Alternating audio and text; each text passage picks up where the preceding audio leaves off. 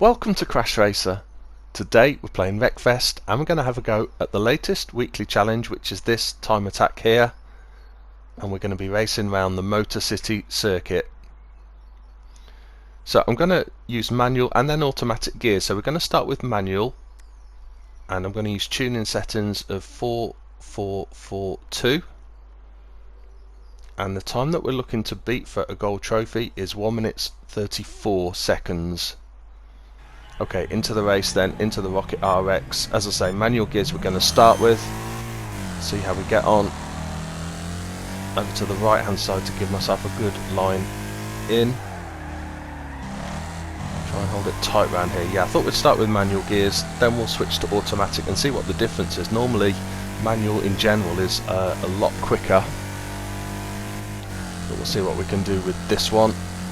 Really good fun challenge, this one. Love driving the Rocket RX car, use it quite often in online racing as well, as I have it tuned up as an A-class car.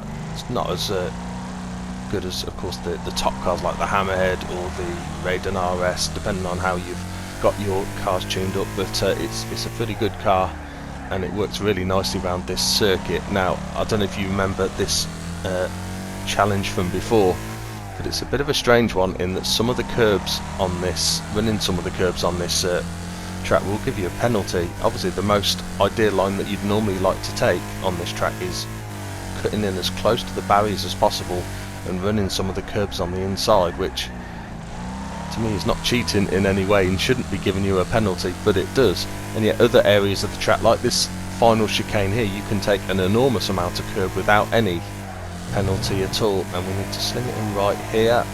Let's flick it up to 5th gear and across the line for the end of our lap with manual gears then, for a time of 1 minute 24.165. Okay, let's switch to automatic then and see how we get on. I'm going to leave the tune in exactly the same so we get quite a good comparison between the two. And again, off we go.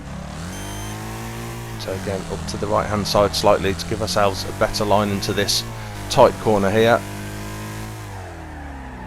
The manual gears, I drop this down to 2nd. Interestingly, in automatic it keeps it in 3rd.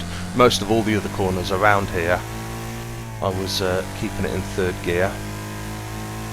Up over to the left hand side then to try and give ourselves a nice line in.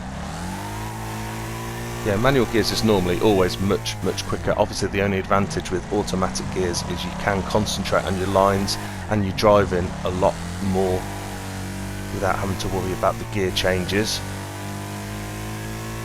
So some of the curbs you can run, but it's this next one here, this left one here is really nasty, because normally, as I said, you'd want to be running that curb on the inside, but if you do that you'll get a penalty. So instead of aiming to just miss the barrier as you normally would, you've now got to aim to just miss the curb instead.